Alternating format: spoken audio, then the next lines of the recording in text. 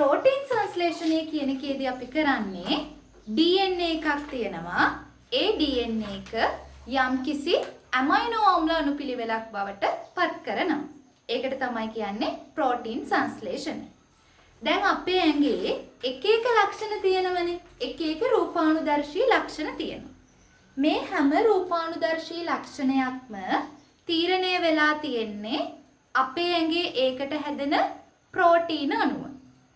ප්‍රෝටීන තීරණය වෙන්නේ අපේ සෛලවල තියෙන මොනකට අණුවද? ජානවලට අණුව. පැහැදිලිද? අපේ ඇඟේ ලක්ෂණ තීරණය වෙන්නේ අපේ ඇඟේ තියෙන ජානවලට අණුව. ජාන වලින් තමයි විශේෂිත ප්‍රෝටීන හැදෙන්නේ. ඒ ප්‍රෝටීන වලට ගැලපෙන්න තමයි අපේ ලක්ෂණ තීරණය වෙන්නේ. ඒ කියන්නේ හැමේ වර්ණය, කෙස්වල ස්වභාවය, ඊළඟට තව මොනවාද බුද්ධි මට්ටම, ඒ වගේ හැම දෙයක්ම තීරණය වෙන්නේ අපේ ජානවලට අනුව. ජාන වලින් මොනවාද හැදෙන්නේ? ප්‍රෝටීන. ප්‍රෝටීන එකතු වෙලා තමයි ලක්ෂණ ටික තීරණය කරන්නේ. දැන් ඔයාලා දන්නවා ප්‍රාඥාෂ්ටිකයෙන්ගේ ගත්තොත් ජාන කොහෙද තියෙන්නේ? නියුක්ලියොයිඩේ. ප්‍රාඥාෂ්ටිකයෙන්ගේ සෛලයේ තියෙනවා නියුක්ලියොයිඩේ කියලා ප්‍රදේශයක්. අන්නේ නියුක්ලියොයිඩේ ඇතුලේ තියෙනවා තනි වෘත්තාකාර ද්විත්වදාම DNA අණුවක්. එහෙම නේද ප්‍රාඥාෂ්ටිකයෙන්ගේ DNA විස්තර කරේ? තනි වෘත්තාකාර ද්විත්වදාම DNA අණුවක්. දැන් ඒක තමයි මම මේ ඇඳලා තියෙන්නේ. ද්විත්වදාමයක් පෙන්නුවේ නැහැ. තනි රවුමක් විදිහට ඇඳලා. සෝඤාෂ්ටිකයෙන්ගේ කොහොමද අපි DNA විස්තර කරේ? ඤෂ්ටියේ තියෙන්නේ රේඛීයයි ද්විත්වදාමයි. ඊළඟට එකක්ද කීපයක්ද? කීපයක්. කීපයක් විදිහට ඔන්න යාළගේ DNA තියෙනවා.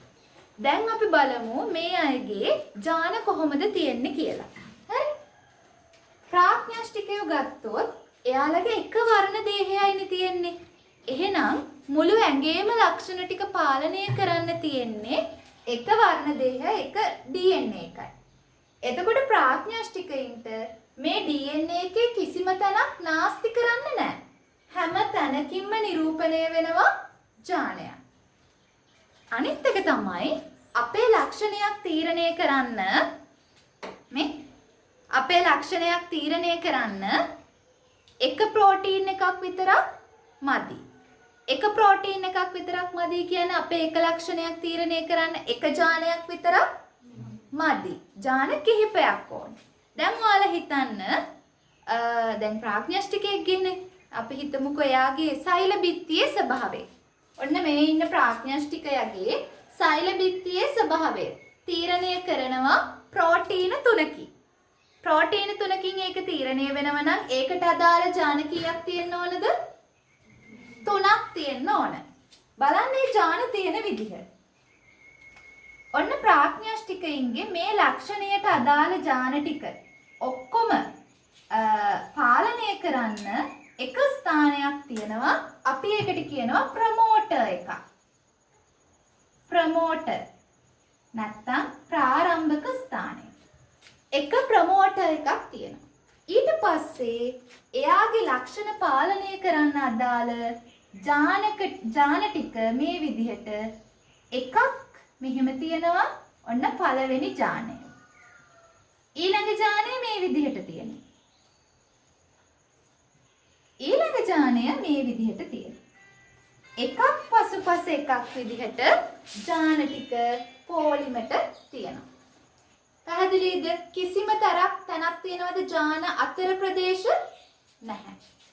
ඔන්න ඔය වගේ තියෙන ප්‍රාඥාෂ්ටිකයින්ගේ තනි ප්‍රමෝටර් එකකින් පාලනය වෙන නැත්නම් තනි පාලනයකකින් පාලනය වෙන එක් රූපානුදර්ශී ලක්ෂණයකට අදාළ ජාන එකක් පසුපස එකක් පිහිටලා තියෙන පොකුරක්, එකක් පසුපස පොකුරක් ආකාරයට පිහිටලා තියෙන ප්‍රදේශයට අපි නමක් කියනවා. මොකද්ද?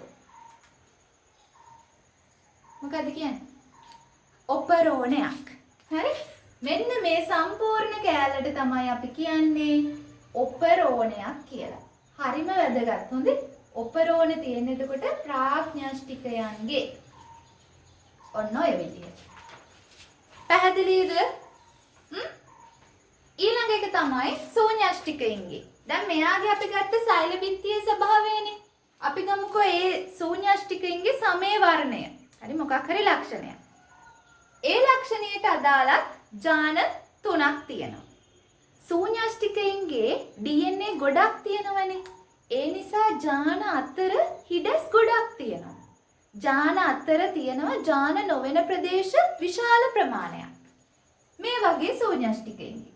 ඔන්න මෙතන ඉඳන් මෙතනට වෙනකන් තියෙනවා එක ජානයක්. මෙන්න මෙහෙම. එකක්. ඒ ජානය හැදෙන එක පාලනය කරන්න එයාට ඉස්සරහින් තියෙනවා ප්‍රමෝටර් එකක්. මෙන්න ප්‍රමෝටර් එක. හරිද? දැන් එක ජානයයිනේ මේ තිබ්බේ. මම මෙතනත් කිව්වා ජාන කීයක් තියෙනවද එයාට? 3ක් තියෙනවා. එහෙනම් අනිත් ජානය මෙන්න මේ වගේ තියෙනවා. වෙන වර්ණ දේහයක. හරි? ඒකටත් මෙහෙම තියෙනවා ඔපරෝණයක්. ඔපරෝණයක් නෙමෙයි ප්‍රමෝටර් එකක්. ප්‍රමෝටර් මෙතන තියෙනවා දෙවෙනි ජානය. මේ ජානයට ගොඩාක් ඈතින් තියෙනවා ඊළඟට තව ජානයක්. තුන්වෙනි ජානය. ඒක ගාවත් මෙහෙම තියෙනවා ප්‍රමෝටර් එකක්. මේ තියෙන්නේ තුන්වෙනි ජානය. පැහැදිලිද? ශූන්‍යාෂ්ටිකයින්ගේ ප්‍රාඥාෂ්ටිකයින්ගේ වෙනස් වෙන්නේ කොහොමද කියලා? දැන් මෙයාලගේ අපි විස්තර කරන්නේ ශූන්‍යාෂ්ටිකයින්ගේ නම් එක් රූපානුදර්ශයකට එක් රූපානුදර්ශී ලක්ෂණයකට අදාළ ජාන වර්ණ දේහ කිහිපයක සැකසී ඇත. සමහර වෙලාවට මේක වර්ණ දේහ 3කම වෙන්නත් පුළුවන්. මෙතනදී මේක එකක තියෙනවා අනිත් දෙක එකම වර්ණ දේහයේ ඈතින් තියෙනවා. හරි? ශූන්‍යාෂ්ටිකයින්ගේ නම් එක් රූපානුදර්ශී ලක්ෂණයකට අදාළ ජාන වර්ණ දේහ කිහිපයක සැකසී ඇත. ප්‍රාඥාෂ්ටිකයින්ගේ නම් එක් රූපානුදර්ශී ලක්ෂණයකට අදාළ ජාන සියල්ල එකක් පසුපස එකක් එකම වර්ණ දේහයේ පොකුරක් විදිහට සකස් වී ඇත. වෙනස්කම තේරුණා නේද? එතකොට දැන් ජානයක තියෙන යම්කිසි නියුක්ලියෝටයිඩ් අණුපිළිවෙලක්නේ. ඒ නියුක්ලියෝටයිඩ් අණුපිළිවෙලට අදාළව හැදෙනවා mRNA එකක්. ඊට පස්සේ mRNA එකපත් වෙනවා මොකක් බවටද? ඇමයිනෝ අම්ල අණුපිළිවෙලක් බවට. ඒකට තමයි ප්‍රෝටීන් සංශ්ලේෂණය කියන්නේ. හරි? දැන් mRNA කතාව දැම්ම හිතන්න ඕනේ නැහැ. ඒක මම දැන්නේ කිව්වේ. ඒක කියලා දෙනවා. ඊට කලින් තේරුම් ගන්න මේ ජානයක තියෙන්නේ මොකක් හරි නියුක්ලියෝටයිඩ් අණුපිළිවෙලක්. ඒ කියන්නේ මොකක් හරි ඇඩිනින්, ගුවනින්, තයිමින්, සයිටොසින් එහෙම කියලා තියෙන මොකක් හරි අණුපිළිවෙලකට තමයි අපි කියන්නේ මොකක් කියලාද? ජානයක් කියලා. හරිද? වෙනස්කම තේරුණානේ? කාගේද ඔපරෝණ තියෙන්නේ? ප්‍රාඥාෂ්ටිකයින්ගේ. යාගේ ජාන ටික ඔක්කොම එකට තියෙනවා. එයාට වෙන වෙනම ජානෙට මේ ප්‍රමෝටර් තියනවද? නෑ. තනි පාලන ඒකකයක් තියෙන ජාන ඔක්කොටම. ප්‍රමෝටර් එකයි. ශූන්‍යාෂ්ටිකයින්ගේ ප්‍රමෝටර් වෙන වෙනම තියෙනවා. හරි. දැන් මේක ඇඳගන්න. මේ බලන්න. දැන් ප්‍රාඥාෂ්ටිකයින්ගේ ජානේ පිහිටීම ගැනයි ශූන්‍යාෂ්ටිකයින්ගේ ජානේ පිහිටීම ගැනයි දැන් කියලා දීපු ටික ආයි මතක් කරන් පොත බලන්න නැතුව ප්‍රාඥාෂ්ටික ඕනිම කෙනෙක්ගේ ප්‍රාඥාෂ්ටික වුණත් ශූන්‍යාෂ්ටික වුණත් එක රූපානුදර්ශී ලක්ෂණයක් පාලනය කරන්න අදාළ ජාන කිහිපයක් තියෙනවා. එක ජානකින් බෑ එක ලක්ෂණයක් තීරණය කරන්න. ජාන ගොඩක් ඕන. ජාන ගොඩක් ඕනි කියන්නේ යම් ලක්ෂණයක් පාලනය කරන්න ප්‍රෝටීනක් ගොඩක් ඕන. පැහැදිලිනේ පළවෙනි දේ. ඒක ප්‍රාඥාෂ්ටික උනත් ශූන්‍යාෂ්ටික උනත් කාටත් පොදුයි. ඊළඟට ප්‍රාඥාෂ්ටිකයින්ගේ ගත්තොත් අර මම දැන් කියපු එක ලක්ෂණයක් පාලනය කරන්න අදාළ ජාන ටික කොහොමද තියෙන්නේ? එකක් පසුපස එකක්. එකම වර්ණ දේහයේ තියෙන. ඒ ටිකට තියෙන එකම ප්‍රමෝටර් එකක්. දැන් ඔය ටික ලියාගත්ත ටික. මේකේ කොහොමද තියෙන්නේ? වෙන වෙනම වර්ණ දේහ කීපයක තියෙන්නේ. ප්‍රමෝටර් කොහොමද තියෙන්නේ යාලට? එක ජානයකට එක ගානේ වෙන වෙනම තියෙනවා. හරි? ඊළඟ එක තමයි මෙන්න මේගොල්ලෝ මේ එක ප්‍රමෝටර් එකකින් තියෙන ජාන එකක් පසුපස එකක් තියෙන මේ ඔපරෝණය කියන එකෙන් හැදෙන්නේ mRNA එකයි. මෙතනින් පටන් ගන්න mRNA හැදෙන්න. හරිද? අර DNA ප්‍රතිවලිතේ පටන් ගත්තේ කොතනින්ද? ඔරි එකෙන්නේ. ඒ වගේ mRNA හැදෙන්න පටන් ගන්න ප්‍රමෝටර් එකෙන්. මෙතනින් පටන් අරගෙන මෙහෙම mRNA එකක් හැදෙනවා මෙතනට වෙනකම්. හරි නේද? ඔය හැදෙන්නේ mRNA. දැන් අර ටික කලිනුත් කියලා දුන්නානේ මේක තමයි චුට්ටක් අලුත් දෙයකට. ඔන්න එක mRNA එකක් හැදුණා. මේ mRNA එකෙන් හැදෙන්න ඕන ප්‍රෝටීන කීයක් තියෙනවද? 3ක් තියෙනවා. ජාන 3ක් තිබුණානේ. ඒවට අදාළව මෙන්න මේ විදිහට ප්‍රෝටීන හැදෙනවා. ඔන්න මේ දැන් දාන්නේ මම ප්‍රෝටීන. ඔන්න එක ප්‍රෝටීන. හරිද? ඊළඟට තව ප්‍රෝටීන එකක්.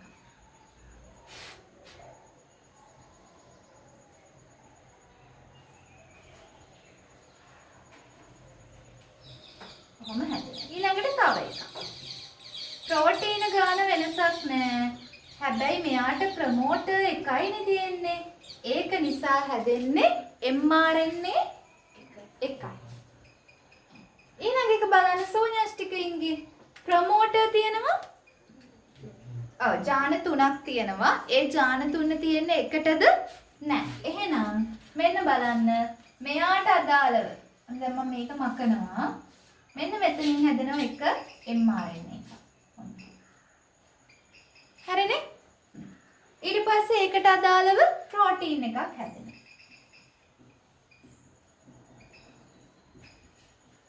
ඔන්න. ඊළඟ එක තමයි මේක. මෙතනට අදාළව ප්‍රමෝටර් එකක් තියෙනවනේ මෙලම. ඒ නිසා මෙතනින් හැදෙනවා මෙහෙම mRNA එකක්. ඒකට අදාළව වෙනම ප්‍රෝටීන් එකක් හැදෙනවා.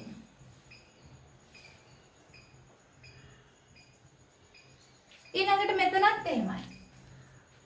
මෙතනත් ආයෙ හැදෙනවා mRNA එකක්. ඒකට අදාළව මෙහෙම ප්‍රෝටීන් තියෙනවා.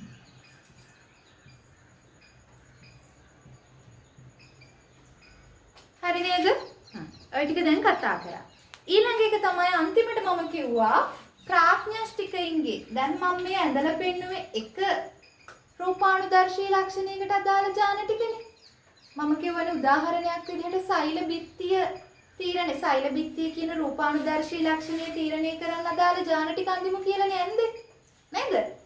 දැන් හිතන්නකෝ අපි එයාගේ කශිකාවේ ස්වභාවය තීරණය කරන්න අදාළ ජාන ටිකක් තියෙනවා. තව ලක්ෂණයක් මොකක් හරි.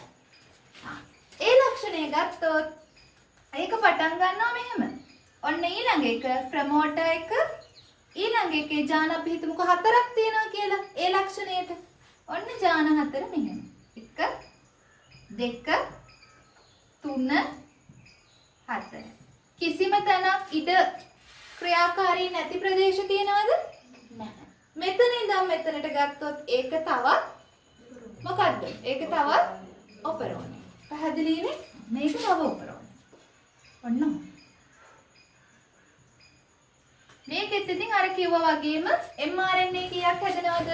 ඔපරෝණයක් නම් mRNA එකයි. ප්‍රෝටීන කීයක් හැදෙනවද? 4ක් හැදෙනවා. ජාන 4ක් තිබුණානේ. නේ? ඊළඟට මෙයාගේ ගත්තොත් මෙයාගෙත් ඉතින් දැන් මේකේ ජාන 4ක් තියෙනවා කියලා කිව්වොත් ඕනි තැනක සමහරට මේ වගේ තැනක වෙන්න පුළුවන්. එයාලගේ ශූන්‍යෂ්ටිකෙන් ගිහිම පිළිවෙලක් තියෙනවද ජානවල? නැහැ. කොහොම හරි වර්ණ දෙක අතර විසිරීලා තමයි ජාන තියෙන්නේ. සහ ඒ එක එක ජානයට වෙන වෙනම තියෙනවා ඔපරෝණ නෙවෙයි ප්‍රමෝටර් වෙන වෙනම තියෙනවා. ඒ ජාන වලට අදාළ වෙන වෙනම mRNA හැදෙනවා. ඒවට අදාළව තනි තනියෙන් ප්‍රෝටීන් හැදෙනවා. පැහැදිලිනේ? එතකොට අන්තිමට ලියපු එක තේරුණාද? ප්‍රාඥාෂ්ටිකයින්ගේ සියලු DNA ඛණ්ඩ කොහොමද කියන්නේ? ක්‍රියාකාරී. ඕක MCQ වහන එක. ප්‍රාඥාෂ්ටිකයින්ගේ සියලු DNA ඛණ්ඩ ක්‍රියාකාරීය. ශූන්‍යාෂ්ටිකයින්ගේ DNA වල හඳුනාගත් විශාල ප්‍රදේශයකට හඳුනාගත් ක්‍රියාවක් නැත. වෙනස මතකනේ? ඔය විදිහට තමයි අපි වෙනස් කරගන්නේ. DNA එහෙම නැත්නම් වර්ණ දේහවල ජාන පිහිටලා තියෙන විදිහක් තියෙනවා. ප්‍රාග්ඥෂ්ටිකයෙන් එක විදිහකට ශූන්‍යෂ්ටිකයෙන් එක විදිහකට. හරිද? මෙතනින් එහාට ඒගොල්ලන්ගේ වෙනස්කම් අපි ආයෙ කතා කරන්නේ නැහැ. දැන් කතා කරන්නේ කෙලින්ම මෙතන වර්ණ දේහයේ තියෙනවා. වර්ණ දේහයේ මේ ටික අපි ජානයක් කියලා සලකනවා. එහෙම හිතන්න. මෙන්න මෙතන ඉඳන් ජානයක් තියෙනවා. දැන් ආයෙ ප්‍රාග්ඥෂ්ටික කතාවක් කියන්නේ නැහැ. තේරුණා නේද? ජානයක්. එහෙනම් මෙතන තියෙනවා මොකක්ද? ප්‍රමෝටර් එකක්. ඒකක් දැන් මෙතනට එච්චර ඕන නැහැ. ඊළඟ එක තමයි ජානයක තොරතුරක් ගබඩා වෙන්නේ මොන අණුපිළිවෙලක් විදිහටද? නියුක්ලියෝටයිඩ අණුපිළිවෙලක්. නියුක්ලියෝටයිඩ අණුපිළිවෙලක් කියන්නේ මොන අණුපිළිවෙලක්ද? නයිට්‍රජනීය භස්ම අණුපිළිවෙලක්. නයිට්‍රජනීය භස්ම කීයක් තියෙනවද DNA වල? කීයක් තියෙනවද DNA වල? 4ක්. මේ ටිකනේ තියෙන්නේ ඇඩිනීන්, තයමීන්, ගුවැනීන්, සයිටොසින්. ඔය 4 තමයි DNA වල තියෙන නයිට්‍රජනීය භස්ම 4. හරි? එහෙනම් මෙන්න මේ 4 මේ ටිකම තමයි කොයි හරි විදිහකට අකුරු 4යි. වචන කියන්නේ අකුරු 4යි. ඒතර ඔය අකුරු 4 තමයි මොනවා හරි විදිහකට එක අණුපිළිවෙල වලට තියෙන්න ඕන. පැහැදිලිද? එහෙනම් DNA වල භාෂාව කිව්වොත් මේ පණිවිඩය ලියන භාෂාව මොකක්ද භාෂාව? නයිට්‍රජනීය භස්ම වලින් හැදිච්ච භාෂාවක්. ඒ භාෂාවේ අකුරු කීයද?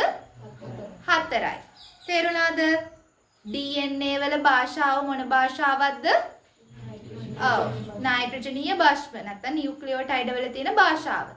කීයක් තියෙනවද භාෂාවේ අකුරු? 4යි. ඒක ඊළඟට පත් කරනවා ඒගොල්ලන් RNA අණුපිළිවෙලක් බවට. RNA වල තියෙන්නේ මොනවාද? රයිබෝනියුක්ලියෝටයිඩ. මේකේ ඩිऑක්සිරයිබෝනියුක්ලියෝටයිඩ වගේ මේකේ රයිබෝනියුක්ලියෝටයිඩ. රයිබෝනියුක්ලියෝටයිඩ වල තියෙන ඒකේ තියෙන මේ නයිට්‍රජන් අකුරු කීයද? 4යි. ඒකේ මොනවාද තියෙන අකුරු? ඒකේ තියෙනවා ආයම ඇඩිනීන් තියෙනවා. මේ තයිමීන් තියෙනවද? තයිමීන් වෙනුවට තියෙනවා යුරාසිල්. ගුවැනීනුයි සයිටොසිනුයි තියෙනවා. ඒකෙත් අකුරු කීයද භාෂාවේ? 4යි. ඊළඟට අපි යනවා ප්‍රෝටීන් එකක් හදන්න. දැන් මොකද උනේ? DNA එක තියෙනවා. DNA එක mRNA එකක් වුණා. කමන්න. mRNA එකක් වුණා. mRNA එක මොකක් බවට පත් වෙනවද? ප්‍රෝටීන් එකක්. ඇමයිනෝ අම්ල අණුපිළිවෙලක් බවට පත් වෙනවා. මේ ඇමයිනෝ අම්ල වල භාෂාවේ අකුරු කීයද? 20යි. අයියම් ප්‍රෝටීන් හදන්න දායක වෙන ඇමයිනෝ අම්ල කීයද? 20යි. එහෙනම් භාෂාවේ අකුරු 20යි. දැන් අකුරු ඇමයිනෝ අම්ල 20ක් අඳින්න බැහැනේ. මම ඒ නිසා නිකන් 20ක් කියලා ලියනවා. මෙයාගේ 20ක් තියෙනවා. මෙයාගේ 4යි. මෙයාගේ 4යි. හරිද? දැන් මේකයි ප්‍රශ්නේ. ඔයාලට දැන් තේරෙන්න ඕන මේ DNA එකේ තියෙන නයිට්‍රජනීය භස්මයට ගැලපෙන්න තමයි mRNA එක හදන්නේ. DNA ප්‍රතිවලිතේ නම් DNA එකේ තියෙන දාම දෙකම මොකද උනේ? පිටපත් වුණා. ප්‍රෝටීන් හදද්දි දැන් ඉස්සරහට කියලා දෙන්න. මෙහෙම ජානයක් සම්පූර්ණ මම පාට කරාට ඇත්තටම මේකෙන් mRNA එක හැදෙන්නේ එක දාමයක.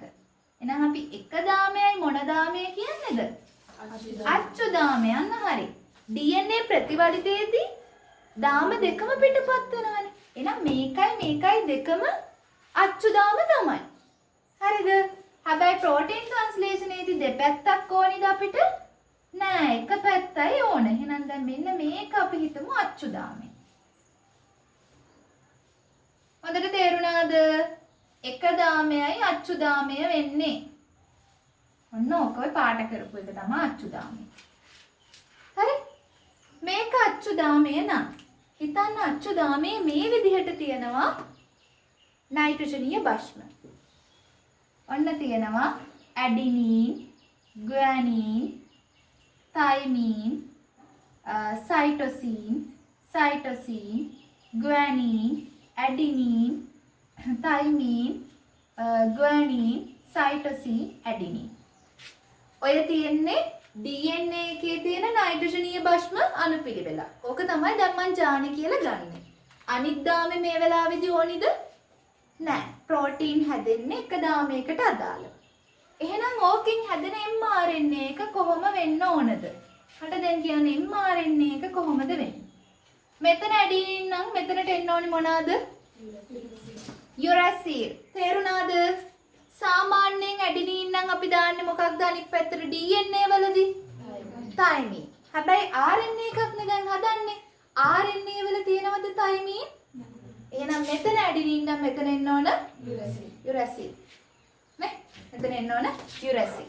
මෙතන ගුවැනින් නම් මෙතන සයිටොසින්. මෙතන තයිමීන් නම් මෙතන තයිමීන් භාෂාව කියවන්න පුළුවන්. තයිමීන් අඳුරනවා RNA. හැබැයි තයිමීන්ව ගේන්න පුළුවන්ද RNA ඇතුළට? බෑ. තයිමීන් කියවන්න පුළුවන්. පැහැදිලි නේද? ඒ. ඊට පස්සේ සයිටොසින් නම් මෙතන ගුවැනින්. මෙතන සයිටොසින් නම් ආය ගුවැනින්. මෙතන සයිටොසින්. ඇඩිනින් නම් යුරැසිල්.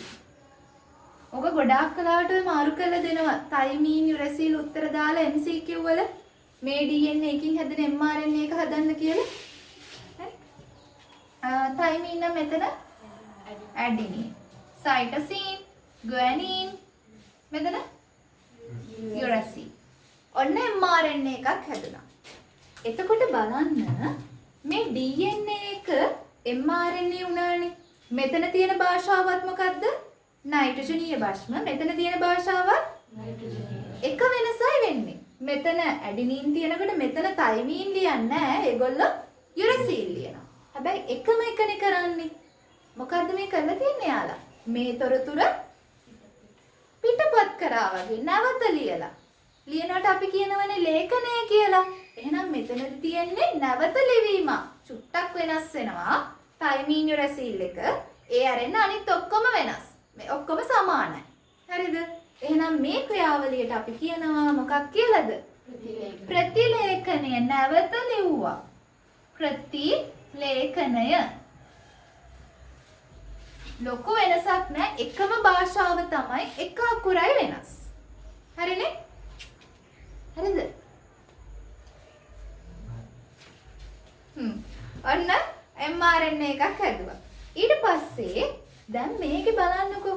මේ භාෂාවේ අකුරු 4යි. හැබැයි ඇමයිනෝ ආම්ල භාෂාවේ අකුරු 20යි. 4කින් 20ක් පෙන්වන්න බැහැනේ. ඒක නිසා කරන්නේ හොඳට අහගන්න mRNA වලදී mRNA වල පණිවිඩය ප්‍රෝටීන ඇමයිනෝ ආම්ල අණුපිළිවෙලක් බවට පත් කරද්දී ඒගොල්ලෝ අකුර නෙවෙයි කියවන්නේ. අකුරු 3ක් එකතු කරලා mRNA වලදී හැදෙනව මොනවාද? වචන. අපි ඒ අකුරු 3 ඒවට කියනව මොනවා කියලාද? කෝඩෝන කියලා. ඒ කියන්නේ මෙහෙමයි. දැන් අපි යුරැසිල්ට එක ඇමයිනෝ ආම්ලයක් යුරැසිල් වෙනකොට එක ඇමයිනෝ ආම්ලයක් ගේනවා. සයිටොසින්ට එකක් ගේනවා. ගුවැනින්ට එකක් ගේනවා. ඇඩිනින්ට එකක් ගේනවා. ගුවැනින්ට එකක් ගේනවා. කීයද ඇමයිනෝ ආම්ල කිනකට වෙනස් ඒවා ගේන්න පුළුවන්? 4යි. අයි මෙතන තියෙන 4යිනේ භාෂාවේ අකුරු තියෙන්නේ. පැහැදිලිද? ඒ නිසා මොකද කරන්නේ? මෙන්න මෙහෙම දෙයක් කරනවා. මෙන්න මේ අකුරු 3 එකතු කරලා හදනවා එක වචනයක්. මේ අකුරු 3 එකතු කරලා හදනවා එක වචනයක්. දැන් එක જાතිය වචන. තේරුණාද? මේ අකුරු 4 පාවිච්චි කරලා අපිට එකිනෙකට වෙනස් වචන කීයක් හදන්න පුළුවන්ද? 64ක් හදන්න පුළුවන්. මෙන්න මේ ගාන හදන්න පුළුවන්. වචන 3 අකුරු 3 වචන එකිනෙකට වෙනස් ඒවා 64ක්. හරිද? දැන් එකිනෙකට වෙනස් අකුරු 4ක් තිබුණ උනාට ඒකෙන් වචන කීයක් හැදෙනවද? 64ක් හැදෙනවා. 64ක් හැදෙනකොට දැන් ඒ 64න් තමයි 20ක් තීරණය කරන්න තියෙන්නේ. අනිත් එක තමයි මෙහෙම 64ක් හැදුනට 3ක් කිසිම ඇමයිනෝ ආම්ලයකට මේ හේතයක් සපයන්නේ ඇමයිනෝ අම්ලයක් කිසිම කියන්නේ තුනක් තියෙනවා. ඒ තුන් දෙනාගේ කිසිම ඇමයිනෝ අම්ලයක් ගේන්නේ නැහැ. එහෙනම් අපි තුනක් මෙතනින් අයින් කරනවා. තුනක් අයින් කරාම දැන් කීයක් ඉතුරුද? 61ක් ඉතුරුයි. මෙන්න මේ 61කින්ම මොකක් හරි ඇමයිනෝ අම්ලයක් අඳුන ගන්න. හරිද? එතකොට මෙතන 61ක් තිබිලා මෙතන 20යිනේ තියෙන්නේ. කොහොමද වෙන්නේ?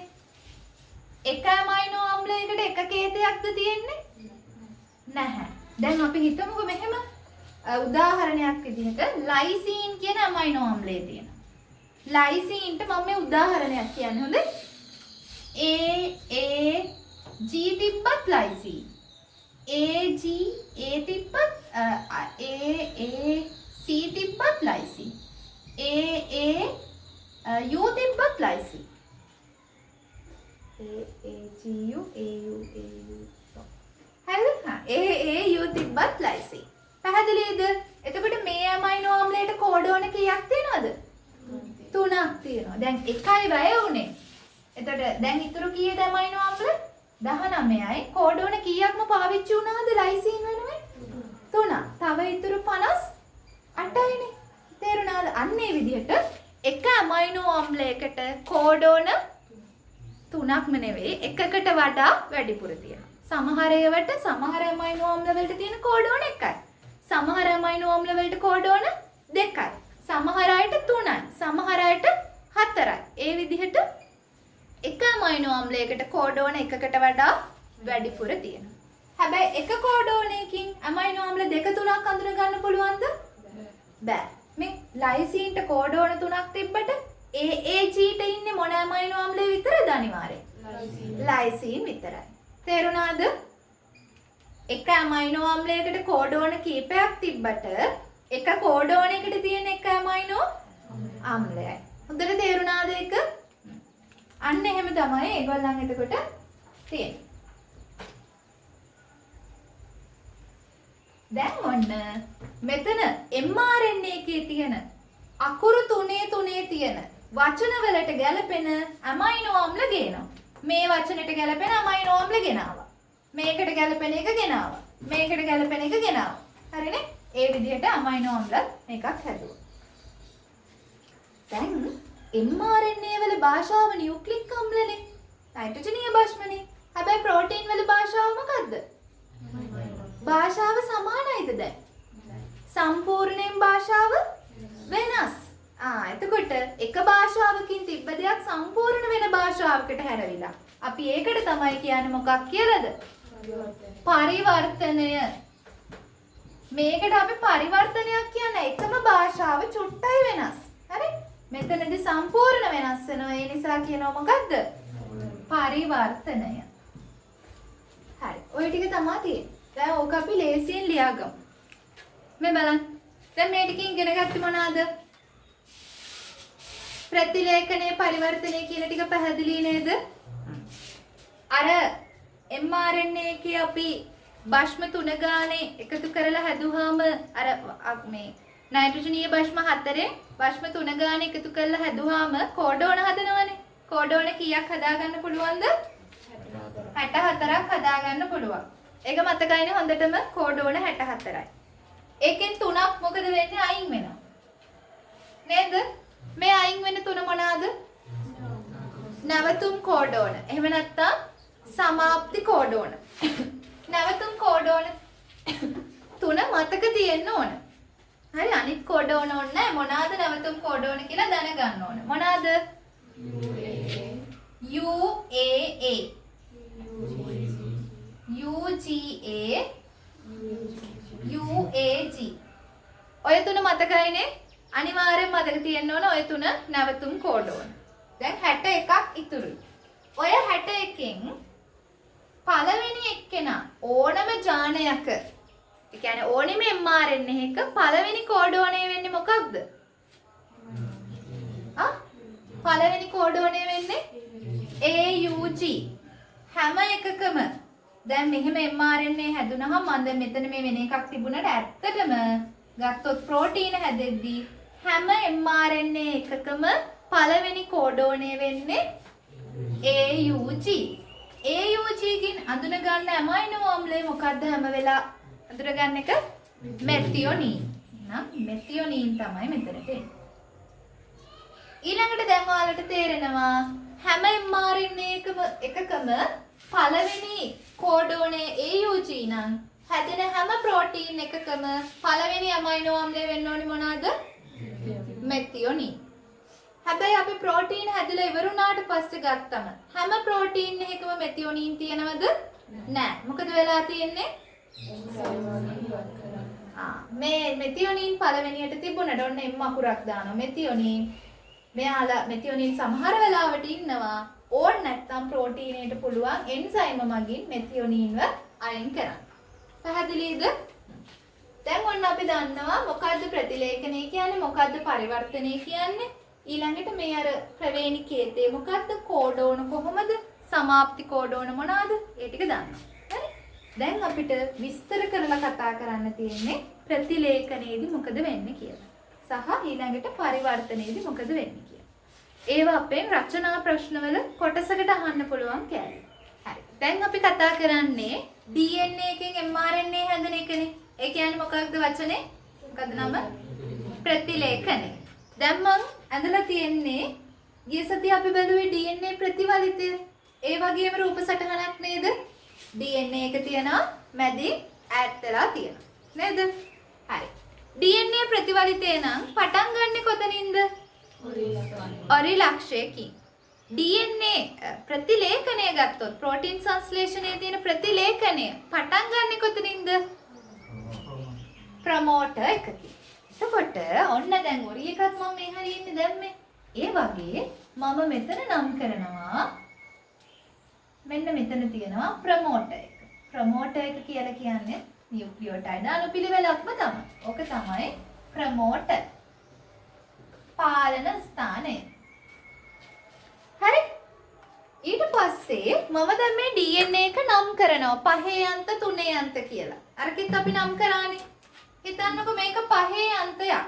එහෙනම් මේක කී අන්තයක්ද? තුනේ අන්තයක්. මේක කී අන්තයක්ද? තුනක්. මේක පහක්. හරි. ඊළඟ එක තමයි දැන් ඔයාලට තේරෙන්න ඕන ප්‍රමෝටර් එක පාලන ස්ථානයේ මෙතනින් තියෙනවා නම් මේක පහ නම් මේ පැත්තේ කෙලවර මොකක්ද? තුනක්ද පහක්ද? මේ පැත්තේ කෙලවර තුනක්. ඒක තේරුණාද? ඇයි DNA මේ නියුක්ලියෝටයිඩ් එකේ තියෙන්නේ මෙහෙම නේද? ඔන්න තියෙනවා පෙන්ටෝසීනි එක මෙන්න ෆොස්ෆේට් කාණ්ඩය මෙහෙම තියෙනවා මොකද්ද? නයිට්‍රජනීය භස්මය. එතකොට අපි ඒ පැත්තෙන් යන්නේ 1 2 3 4 දාන්නේ. 1 2 3 4 5. කෙලවරට තියෙන්නේ කීයක්ද? 3ක්. ඒ වගේම මේ වගේම එකක් නේ මෙතන තියෙන්නේ. මෙහෙම එකක් නේ තියෙන්නේ. ඔන්න පෙන්ටෝසීනි එක ෆොස්ෆේට් කාණ්ඩය නයිට්‍රජනීය භස්මය. එතකොට 1 2 3 4 5. කෙලවරට තියෙන්නේ කීයක්ද? 5ක්. හරි. මේක තුනේ අන්තයක් තියෙනවා. ඔහොම තියෙනකොට දැන් මෙතනදිත් වෙන්න ඕන මේ පැත්ත ප්‍රමෝටර් එක නම් මේ පැත්ත තමයි මොකක් වෙන්නේද? ජානය වෙන්නේ. ජානය එහෙම නැත්නම් ජානයේ අච්චුව වෙන්නේ. හරි? අපි DNA ප්‍රතිවලිතයේදී ඔරි එකෙන් පටන් අරගෙන දෙපැත්තම මේ පිටපත් කරා. හැබැයි මෙතනදී පටන් ගන්න තැන ප්‍රොමෝටර් එක මෙතන නම් මෙතන ඉඳන් මේ ටිකේ විතරයි ජානි තියෙන්නේ. මේ පැත්ත ඕනද අපිට? නෑ. අරකෙදී උනේ මේ පැත්ත පෙරටු දාමේ විදිහට මේ පැත්ත ප්‍රමාදී දාමේ විදිහට දෙකක් ඕනේ වුණානේ. දැන් මේකෙදී එහෙම නෑ. මෙතනින් පටන් ගත්තා. මෙතනින් ඉඳන් මේ පැත්තට හැදීගෙන එනවා මොකද්ද? මොකද්ද හැදීගෙන එන්නේ? mRNA එක. ඒ වගේම යට මේ යට දාමේ පිටපත් වෙන්න ඕනද ප්‍රතිලේඛනයේදී? නෑ. ඒක කොහොමත් නෑ. පැහැදිලිනේ? හරි. දැන් ඔය විදිහට මේ තියෙන DNA එකේ තියෙන ඩියොක්සිරයිබෝනියුක්ලියෝටයිඩ් වලට අනුපූරක රයිබෝනියුක්ලියෝටයිඩ් පේලියක් මෙතනින් ගේන්න ඕන නේද? මේකේ තියෙන ඩියොක්සිරයිබෝනියුක්ලියෝටයිඩ් ඒකට අනුපූරක රයිබෝනියුක්ලියෝටයිඩ් දාමයක් ගේන්න ඕන.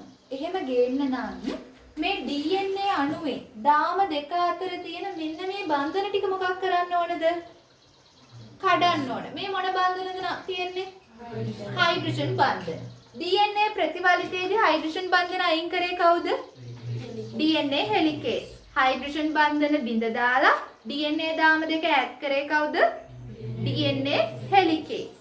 මෙතනදී DNA හෙලිකේස් කියලා එන්සයිමයක් එන්නේ නැහැ. අපි අර මේ රයිබෝනියුක්ලියෝටයිඩ් හැදෙන්න පාවිච්චි කරනවනේ RNA පොලිමරේස් කියලා එන්සයිමයක්. කලින් DNA පොලිමරේස් වගේ. අන්නේ RNA පොලිමරේස් වලින්ම මේ හයිඩ්‍රජන් බන්ධන ටික කඩනවා. එහෙනම් අපි කියන්නේ RNA පොලිමරේස්ට බහුවවයවීකරණ ක්‍රියාවට අමතරව මොන ක්‍රියාකාරීත්වයකුත් තියෙනවද? හෙලිකේස් ක්‍රියාකාරීත්වයකුත් තියෙනවා. පැහැදිලිද? ප්‍රතිලේඛනයේදී එතකොට දාම දෙක අතර තියෙන හයිඩ්‍රජන් බන්ධන බිඳගෙන එනවා RNA පොලිමරේස්. ඔන්න දැන් මේ විදිහට එයා හයිඩ්‍රජන් බන්ධන බිඳිනවා. මේ පැත්ත ඕනේ නැහැ අපිට දැන්. මේ පැත්තට හැදෙන්නේ නැහැනේ. ඔන්න මේ විදිහට එනවා. දැන් දාමය ඈඩ් වුණා.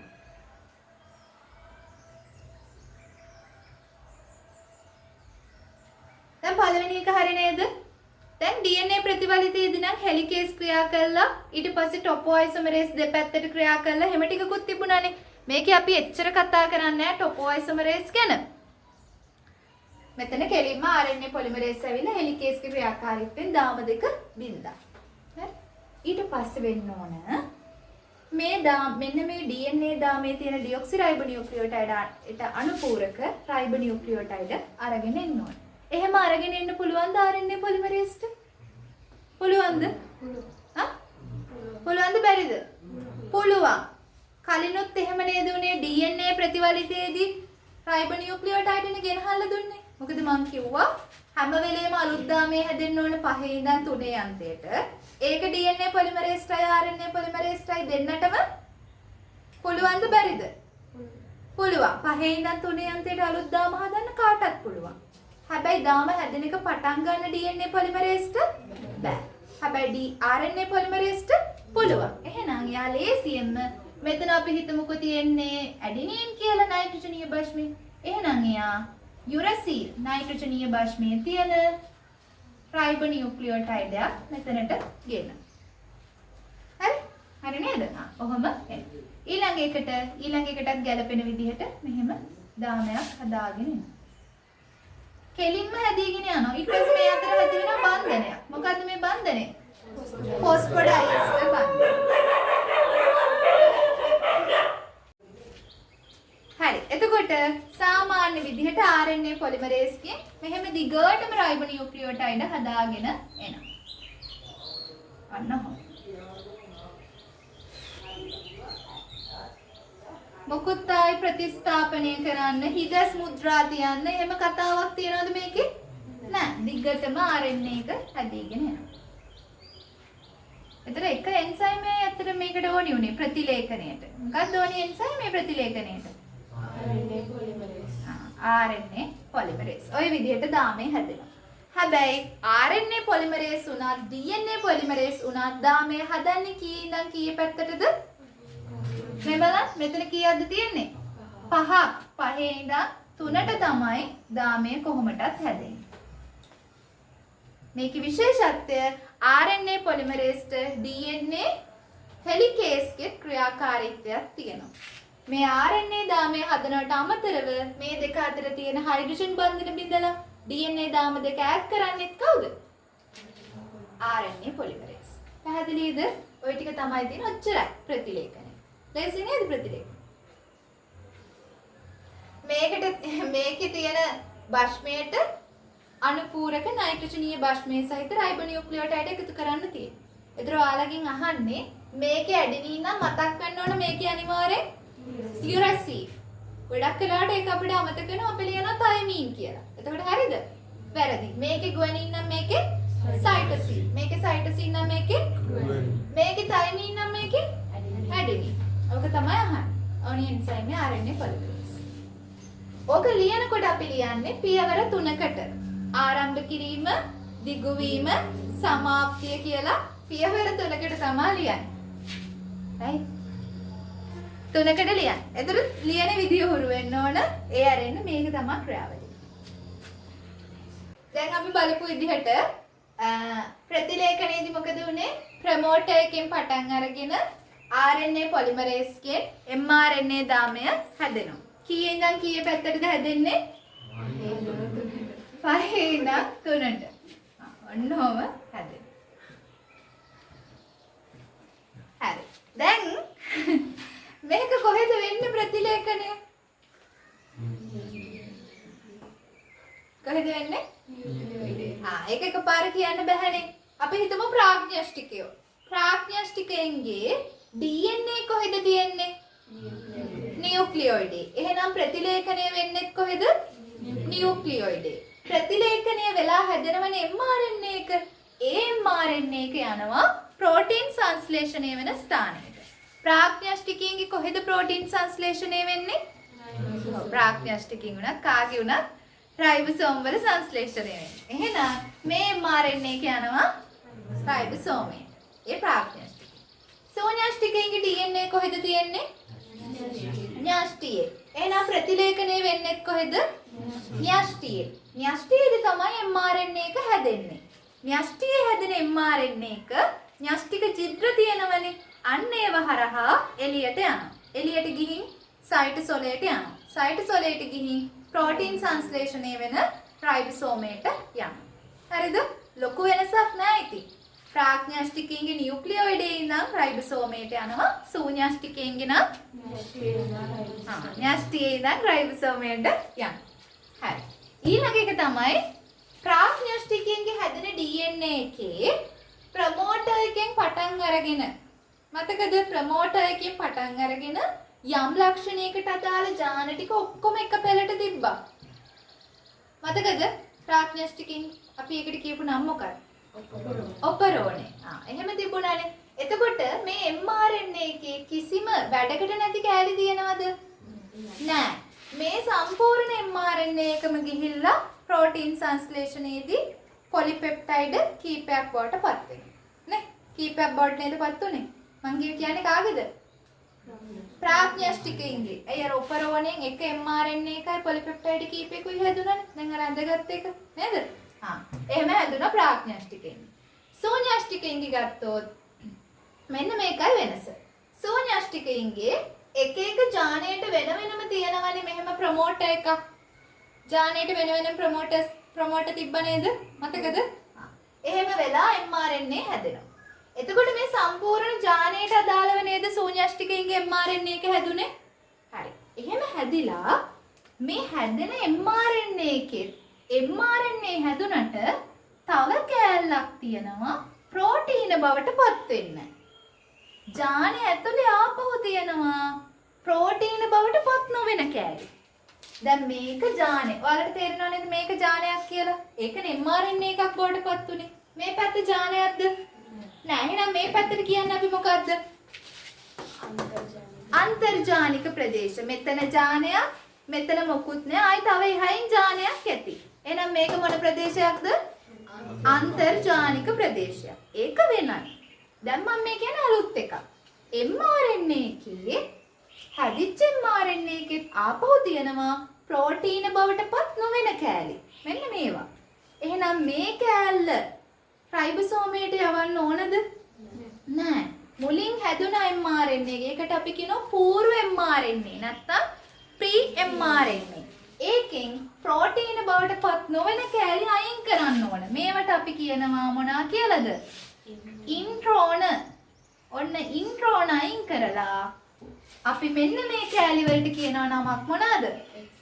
එක්සෝන. මෙන්න මේවා. ඉතින් මේක.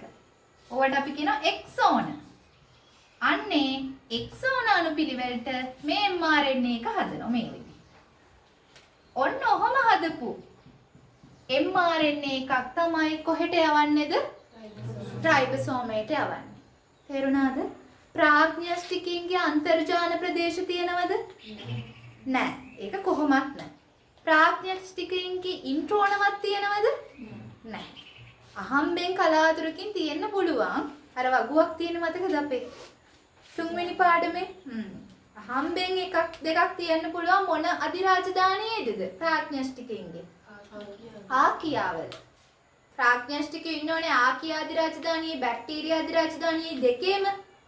ආකියා අධිරාජධානියේ සමහර ජානවල තියෙනවා ඉන්ට්‍රෝන. ප්‍රඥාෂ්ටික උනා. බැක්ටීරියා එකේ කලාතුරකින් ඇත කියලා තියෙනවා. හරි? ඒක දැන් මේකට මේ පටල ගන්න එපා. මේක අපි ඉගෙන ගන්න ප්‍රඥාෂ්ටිකයන්ගේ අන්තර්ජාන ප්‍රදේශ තියෙනවද? නැහැ. ඉන්ට්‍රෝන තියෙනවද?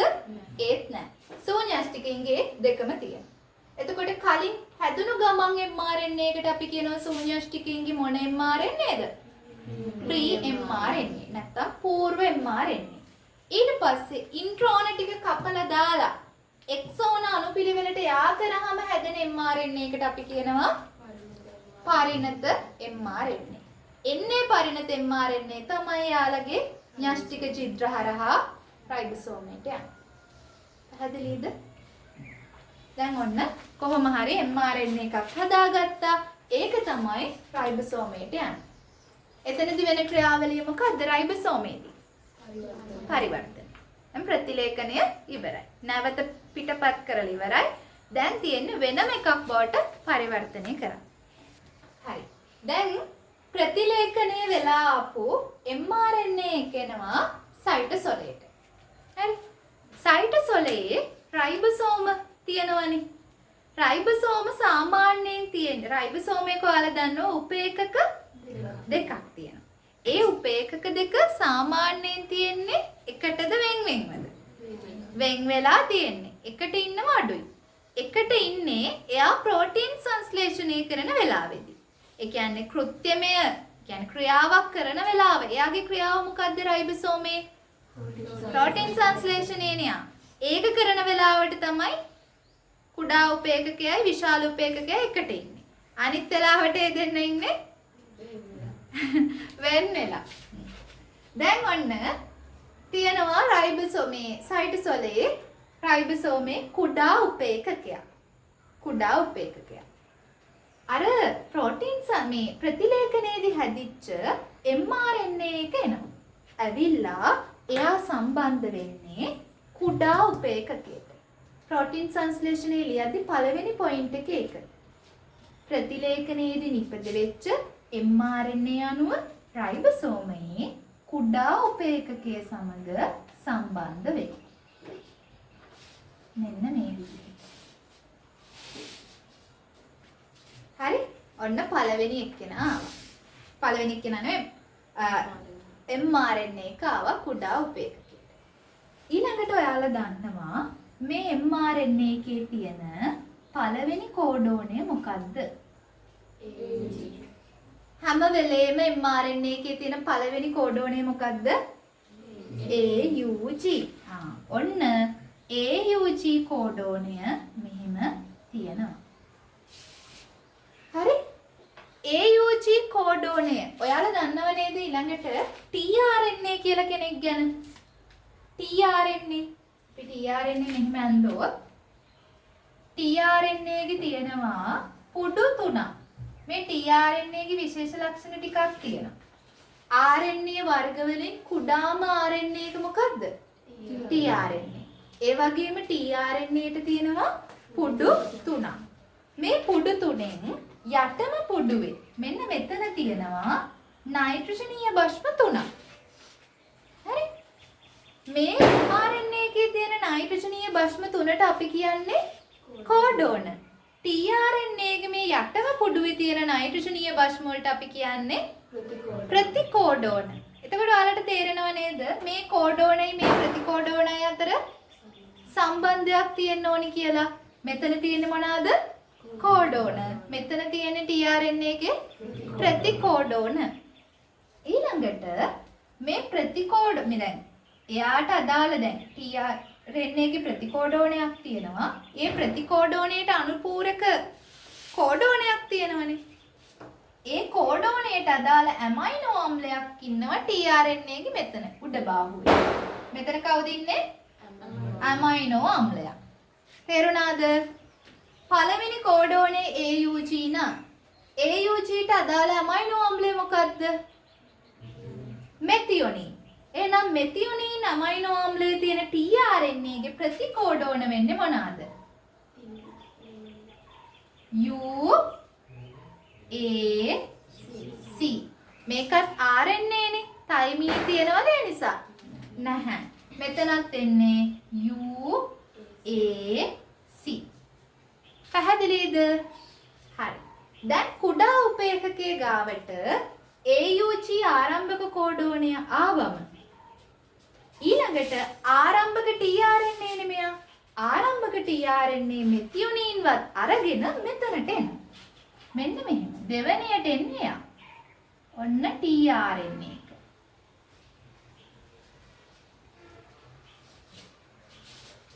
මෙතන දැන් උඩ ඉන්නේ කවුද? ඔව්, ඇමයිනෝ ආම්ලය. දැන් ඉන්නේ මෙතියොනින්. මෙන්න tRNA එකේ මේ විදිහට තියෙනවා ප්‍රතිකෝඩෝනේ භෂ්ම. මොනවාද තියෙන්නේ? මම දැන් මෙතන අඳින්න පේන්නේ නැති නිසා ඇඳුත් UAC කියන ඇමයිනෝ ආම්ල මේ ප්‍රතිකෝඩෝනය තියෙනවා. පැහැදිලිද? හරි. මේ දෙන්න ඇවිල්ලා mRNA කුඩා උපේකකයයි ආරම්භක tRNA එකතු වෙලා හදන මේ සංකීර්ණයට අපි නමක් කියනවා මොකද්ද? පරිවර්තන ආරම්භක සංකීර්ණය. මේ කුඩා එක්කෙනාට mRNA ගාවට ආරම්භක tRNA ආවම තමයි පරිවර්තනය පටන් ගන්න ඕනි කියන සිග්නල් එක හම්බ වෙන්නේ. එහෙනම් මේ සංකීර්ණයට අපි කියන නම පරිවර්තන ආරම්භක සංකීර්ණය. ඔහොම පරිවර්තන ආරම්භක සංකීර්ණය හැදුනට පස්සේ ඊළඟට උතනට එනවා විශාල උපේකකය. ඒක එන්නේ ඊට පස්සේ. හරිනේ? ඔන්න එනවා දැන් විශාල උපේකකය මේ විදිහට. මේ විශාල උපේකකයේ තියෙනවා ප්‍රදේශ 3ක්. අපි ඒක මතක තියාගන්න පුළුවන් එපා කියලා. මේ පැත්තට වෙන්න තියෙනවා E ප්‍රදේශය E. මැද තියෙනවා P. මේ පැත්තෙන් තියෙනවා A. E P A කියලා තැන් 3ක් තියෙනවා විශාල උපේකකේ. දැන් මේ AUG ආරම්භක කෝඩෝනයත් එක්ක ආරම්භක tRNA හයිඩ්‍රජන් බන්ධන හදාගෙන ඉන්නේ. මම ඒකේ වෙලාවෙ කිව්වේ නැද්ද? හයිඩ්‍රජන් බන්ධන නෑනේ. ඇයි මේ නයිට්‍රජනීය භෂ්මනේ? මේ දෙක අතර මොන බන්ධන හැදෙනවද ඒ නිසා? හයිඩ්‍රජන් බන්ධන හැදෙනවා. ඔහොම හයිඩ්‍රජන් බන්ධන හදාගෙන තමයි ඉන්නේ. හරි. ඔහොම ඉන්නකොට දැන් මෙයත් ආව ලොකු එක්කෙනාත් ඊට පස්සේ දැන් ඊළඟ කෝඩෝනේ එනවනේ මෙතනින්. ඊළඟ කෝඩෝනේ අපි දන්නවද ඊළඟ කෝඩෝනය දැන් කලින් AUG හිටියේ වගේ දැන් දන්නවද ඊළඟ කෝඩෝනේ මොකක්ද කියලා? දන්නවද? නෑ. ඒක දන්නේ නැහැ. මොකක් හරි කෝඩෝනයක්. අපි හිතමුකෝ එතනට එනවා කියලා CAG කියලා කෝඩෝනයක්. CAG කියලා කෝඩෝනයක් ආවා. CAG කියන කෝඩෝනේට අදාළ අමයිනෝ ආම්ලයක් තියෙනවනේ නේද? ඒ අමයිනෝ ආම්ලයක් කොහේ හරි තියෙනවා සයිටස් වල. එහෙම තිබිලා එයත් මොකද වෙන්නේ ඊට පස්සේ? මෙතනට එනවා. දැන් ඔයාලා දැනගන්න ඕන දැන් පළවෙනි එකේ මම පළවෙනි එකෙත් එහෙමයි. A ස්ථානෙට තමයි මුලින්ම එන්නේ. ඒක මම ඇදලා පෙන්නුවේ නෑ දැන්. A ස්ථානෙට ඇවිල්ලා ඊට පස්සේ එනවා ඒක P එකට එනවා. E එකට එන්නේ පස්සේ. E එකට එන එක පස්සේ කියලා දෙන්න. දැනට P එකේ ඉන්නවා පළවෙනියා. එහෙනම් දෙවෙනියා ඉන්නේ කොතනටද? A ස්ථානෙට එනවා. අන්න දැන් A ස්ථානෙට ඊළඟ අමයිනෝ ආම්ලය අරගෙන තව එක්කෙනෙක් එනවා. ඔන්න දැන් අමයිනෝ ආම්ලය 2. මේක එකනේ. මෙතියොනින් තියෙන එක හොඳට අහගෙන ඉන්න. අමයිනෝ ආම්ල 1 මේක 2. දැන් එයාගෙත් තියෙනව නේද ප්‍රතිකෝඩෝනයක්? මෙන්න මේ ප්‍රතිකෝඩෝනයයි මේ කෝඩෝනයයි අතර මොන බන්ධන හැදෙනවද? හයිඩ්‍රජන් බන්ධන. හරි ප්‍රතිකෝඩෝනේ මම අඳින්න යන්නේ නැහැ. මොකක් හරි ප්‍රතිකෝඩෝනයක්. ඒව මතක තියාගන්න ඕන නැහැ. හරි.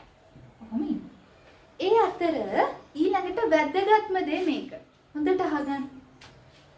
ඇමයිනෝ අම්ලයක මතකද ඇමයිනෝ අම්ලයක මැද තියෙනවා කාබන් එක. ඊට පස්සේ එක පැත්තක තියෙනවා හයිඩ්‍රජන් පරමාණු. අනිත් පැත්තේ තියෙනවා ආර් කාණ්ඩයක්. ඊළඟට අනිත් පැත්තේ තියෙනවා කාබොක්සිල් කාණ්ඩයක්. අනිත් පැත්තේ ඇමීන් කාණ්ඩයක් තියෙනවා. ඇමයින් කාණ්ඩයක්. මතකද ඔය කෑලි හතර? ඇමයිනෝ අම්ලයක මැද තියෙනවා අසමමිතික කාබන් පරමාණුවක්, හයිඩ්‍රජන් පරමාණුවක්, ආර් කාණ්ඩයට තව මොනවද කියන නම්?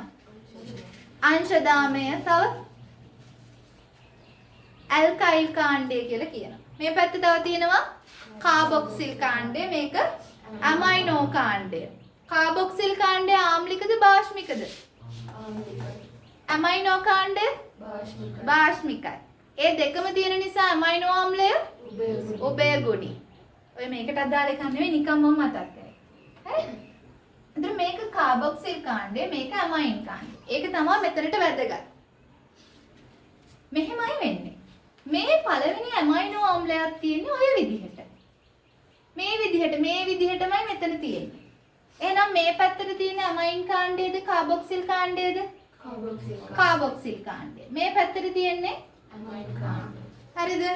මේක ගත්තත් ඒ විදිහට. එහෙනම් මේ පැත්තට තියෙන්නේ කාබොක්සිල්, මේ පැත්තට ඇමයින් කාණ්ඩය. දැන් ඇමයිනෝ අම්ලවල කොහොමද ඇමයිනෝ අම්ල දෙකක් එකට සම්බන්ධ වෙන්නේ? මොන බන්ධනයෙන්ද? පෙප්ටයිඩ් බන්ධනයෙන්.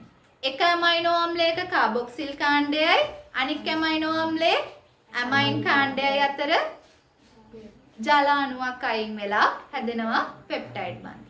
ඔය ජල අණු ඉවත් වෙන බන්ධන වලට අපි නමක් කියනවා. මොකද්ද කියන්නේ? සංගණීකරණ ප්‍රතික්‍රියාවක් සිද්ධ වෙනවා. නේ? දැන් ඔන්න එක ඇමයිනෝ අම්ලයක් මේ එක ඇමයිනෝ අම්ලයක කාබොක්සිලුයි ඊළඟ ඇමයිනෝ අම්ලයේ ඇමයින් කාණ්ඩයයි එක ළඟ තියෙනව නේද? දැක්කද? මේ දෙන්න අතර එහෙනම් ජල අණුවක් අයින් වෙලා හැදෙනවා මොන බන්ධනයක්ද? පෙප්ටයිඩ් බන්ධනයක්. මේ විදිහට ඔන්න හැදුන පෙප්ටයිඩ් බන්ධනය. ඒක මෙහෙමයි අනිවාර්යෙන් වෙන්න ඕන. P ස්ථානයේ තියෙන ඇමයිනෝ අම්ලයේ කාබොක්සිල් කාණ්ඩයයි A ස්ථානයේ තියෙන ඇමයිනෝ අම්ලයේ ඇමයින් කාණ්ඩයයි වෙන්න ඕන. හරි නේද? මේකේ ඇමයින් මේකේ කාබොක්සිල් වෙන්න බෑ. P ස්ථානයේ තියෙන ඇමයිනෝ අම්ලයේ කාබොක්සිල් කාණ්ඩය, A ස්ථානයේ තියෙන ඇමයිනෝ අම්ලයේ ඇමයින් කාණ්ඩය. එහෙම වෙන්න ඕන. හරි? දැන් මේ පෙප්ටයිඩ් බන්ධනයක් හැදුණා. ඊළඟ එක තමයි මේ බලන්න.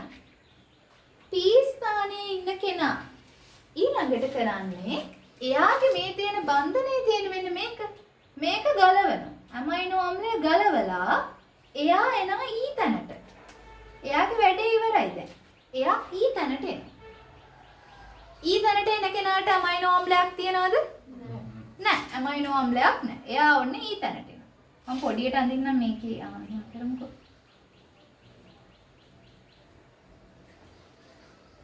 ඔන්නම තියෙනවා. ඔන්න දැන් E එකට එනවා. E එකට එන කෙනාගේ ඇමයිනෝ අම්ලයක් නෑ. තනියෙන් එන්නේ. හරි? ඊට පස්සේ දැන් P එකේ කවුරුත් ඉන්නවද? ඉන්නවද? නැහැ. E එකේ කවුරුත් මේ P එකේ කවුරුත් නැහැ. මේ හයිඩ්‍රජන් බන්ධනත් ගැලවිලා යනවා.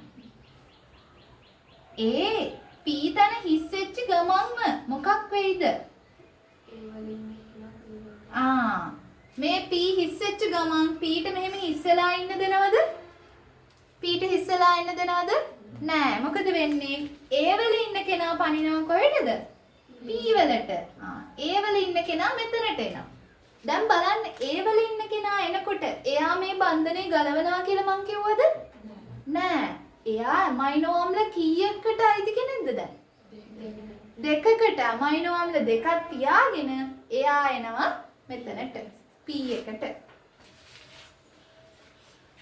හරි. දැන් මොකද උනේ? P වල හිටපු එක්කෙනා ආව කොහාටද? E ස්ථානයට ආවා. ඇමයිනෝ අම්ලයක් තියනවද එයා ගාව? නෑ. ඊළඟට මං කිව්වා A වල හිටපු කෙනා කලින් A වල හිටපු කෙනාගේ ඇමයිනෝ අම්ල කීයක් තිබුණාද දැන්? දෙකක් තිබුණා. එයා එනවා කොයි ස්ථානයටද? P වලට. දැන් අපි ආ වඳිමු. මෙහෙම හිටියා. ඔන්න ඔහම තිබුණා. ඔන්න පළවෙනි ඇමයිනෝ අම්ලය. මෙතියොනින්ද පළවෙනි එක්කෙනා එයා ගාවම ඉන්න එක්කෙනා? මෙතියොනින්ද? නෑ දෙවෙනි එක්කෙනා මෙයා ගාවම ඉන්නේ. ඔන්න මෙතියොනින් ඉන්නවා මේ විදිහට. මෙහෙම බන්ධනය හදාගෙන දැන් මේකට එනවා කියලා ඔයාලා හිතන්න එපා හොඳ. මම උඩින් අදින්න.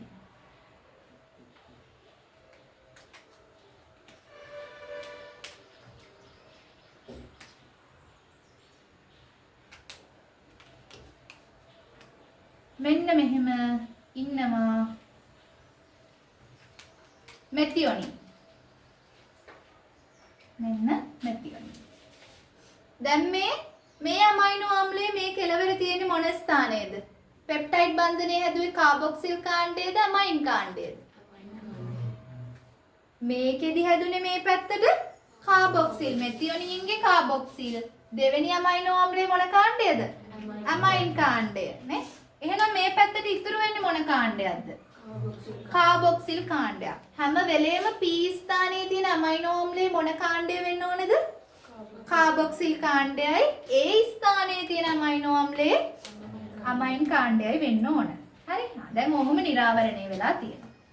දැන් ඔයාලට තේරෙන්න ඕන කලින් AUG හිටියේ P ගාවනේ. දැන් AUG P ගාවම ඉන්නවද? AUG ඉන්නේ දැන් මෙතන. තේරුණාද? කලින් මම ඇඳ කෝඩෝනේ දැන් තියෙන්නේ. කලින් A ස්ථානයේ හිටපු කෝඩෝනේ දැන් තියෙන්නේ කොතනද? P ස්ථානේ. මොකද්ද මම ඇඳේ? CAG නේ. ඔහොම තියෙනවා. ඊළඟට දැන් A ස්ථානයට එක එල්ලේ දැන් තියෙන්නේ මොන කෝඩෝනේද? අලුත් කෝඩෝනයක්. හරි? එතකොට දැන් A ස්ථානයේ ගාව ඉන්නේ මොකද්ද? අලුත්ම කෝඩෝනයක්. අපි හිතමු ඒක GGC කියලා. ඔන්න අලුත්ම කෝඩෝනයක්. මේක අලුත්ම කෝඩෝනයක් නම් ඒකට අදාළ වෙන්නේ වෙනමම අමයිනෝ ආම්ලයක් නේද? ඒකට අදාළ tRNA එක එයාගේ අමයිනෝ ආම්ලය උස්සගෙන මෙහෙම තියාගෙන තුන්වෙනි එක්කෙනා. මෙහෙම ඇතිනේ. දැන් මෙතන GGC නම් මෙතන ප්‍රතිකෝඩෝනේ මොකද්ද? CG. ඒකට එහෙම එකක්. ඒතර එයා දැන් එනවා කොයි තැනටද? එයා කොතනට දෙන්නේ? A. හැම වෙලේම tRNA එක එන්නේ Aට. A P E. ඔන්න දැන් මෙයා එනවා මෙතනට. මේ විදිහට. මෙතන ඉන්නේ කීවෙනි අමයිනෝ ආම්ලයේද? 3. හරි. ඊළඟ එක දැන් මෙතන කෙලවරේ තියෙන්නේ කාබොක්සිල් කාණ්ඩය. මෙතන කෙලවරේ තියෙන්නේ අමයින් කාණ්ඩය. මේ දෙන්න එකතු වෙලා මොන බන්ධනයක් හැදෙනවද? පෙප්ටයිඩ් බන්ධනයක් හැදෙනවා. ඔන්න ඔය වගේ. පැහැදිලි නේද? ඔය විදිහට හැදීගෙන යනවා. ඊළඟට අනිත් එක තමයි ඔයාලා දැන් මම මෙහෙම ඇඳට මේ P ස්ථානයේ තියෙන එක්කෙනත් එක්ක හයිඩ්‍රජන් බන්ධන තියෙනවා. හොඳ P ස්ථානයේ තියෙන කෝඩෝනයයි ඒකට අදාළ tRNA එකේ මොකද තියෙන්නේ මේ? ප්‍රතිකෝඩෝනයයි මේ අතර මොන බන්ධන තියෙන්නේ? හයිඩ්‍රජන් බන්ධන තියෙනවා. මේ විදිහට තියෙනවා. හරි. ඔහොම තියෙනවා. දැන් ඊළඟ පියවර කියන්න බලමු. ඊළඟට මොකද්ද වෙන්නේ? E ස්ථානයේ තියෙන කෙනා මොකද වෙන්නේ? මෙහෙම ඉන්නවද? නෑ, එයා සයිටෝසෝලේට යනවා. එයා මෙහෙම ගිහින් එයාට පුළුවන් තව ඇමයිනෝ ආම්ලයක් අරගෙන ආපහු වටයක් එන්න. නේද? මෙයාට දැන් ඇමයිනෝ ආම්ලයක් නෑනේ. අමයිනෝ ආම්ලයක් අරගෙන එයාට ආයේ එහෙම එන්න පුළුවන්. නේද? එහෙනම් E ස්ථානයේ කෙනා කොහාටද යන්නේ? සයිටෝසෝලේට. P ස්ථානයේ කෙනා මොකද වෙන්නේ? E වලට යනවා. E වලට යනකොට නිකම්ම E වලට යනවද? මෙන්න මෙතනින් ගලවලා මේ බන්ධනේ අයින් කරනවා නේද? මේක අයින් කරලා තමයි මේ P කෙනා E තැනට එන්නේ. හරිනේ? ඊට පස්සේ මේ පොලිපෙප්ටයිඩ් දාමයත් අරගෙන ටක්කාලේ එක්කම A ස්ථානයේ කෙනා එනවා කොහාටද? P වලට. ඊට පස්සේ හතරවෙනි ඇමයිනෝ ආම්ලය අරගෙන මේක අපි දැන් මකමු. හතරවෙනි එක අරගෙන මෙයා එනවා කොහාටද? A ස්ථානයට. පැහැදිලිද? ඔය විදිහට දිගට හැදීගෙන යනවා. දැන් ඔයාලගෙන් මෙහෙම ඇහුවොත් ප්‍රෝටීන් සංශ්ලේෂණයේදී වර්ධනය වෙන පොලිපෙප්ටයිඩ් දාමය තියෙන්නේ? ඊද පීද ඒද? වර්ධනය වෙන පොලිපෙප්ටයිඩ් දාමය හම්බෙන්නේ ඊද පීද ඒද? පීද ඒද? ඊ නම් නැහැ කියලා තේරෙනවනේ. පීද ඒද? අයි පී කියන්නේ.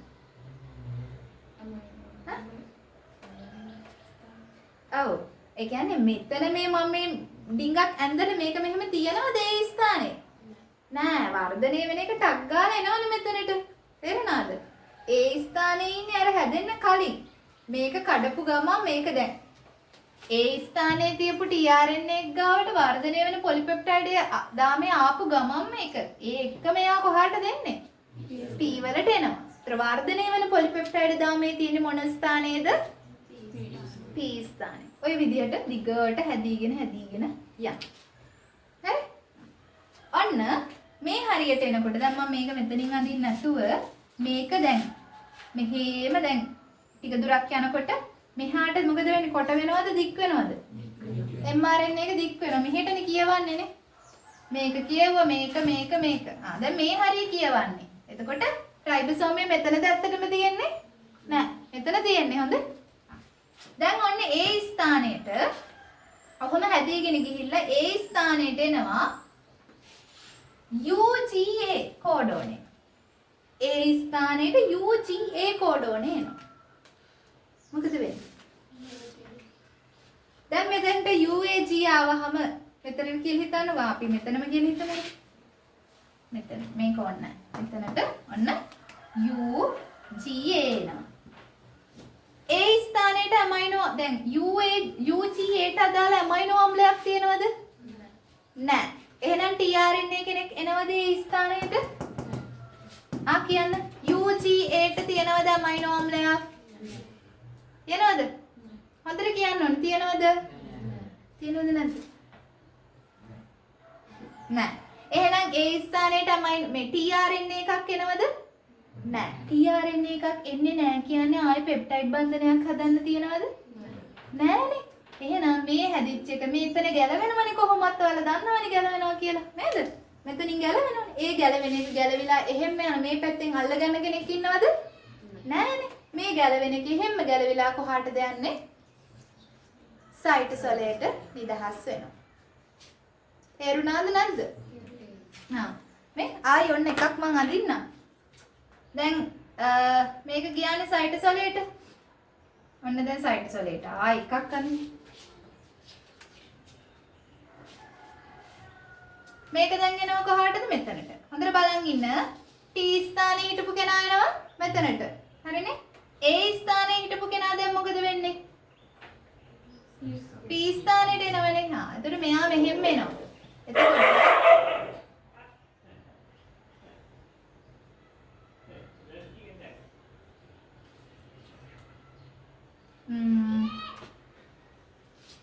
ඔන්න ඔහොම තියනවා. ඔන්න මෙතන දැන් කීවෙනි ඇමයිනෝ අම්ලෙත් තියෙන්නේ? 3 නේ. 3 වෙනි එක තියෙනවා. ඊට පස්සේ ඔන්න ඔහොම පෙප්ටයිඩ් බන්ධනය හදාගෙන තියෙන්නේ. දැන් ඊළඟ එක්කෙනාට ඇමයිනෝ අම්ලයක් ආවොත් මොකද වෙන්නේ? මෙතන කෙලවර එක තියෙන්නේ 3 එක්කෙනාගේ කාබොක්සිල් කාණ්ඩයක්ද ඇමයින් කාණ්ඩයක්ද? කාබොක්සිල් කාණ්ඩයක් නේ. මෙතන එන එක්කෙනාගේ තියෙන්නේ ඇමයින් කාණ්ඩය අතර හැදෙන. දැන් එහෙම එන්නේ නැහැ. ඔන්න දැන් බලන්න. මෙන්න මේක කියලා දෙන්න හදන්න. අහගන්න.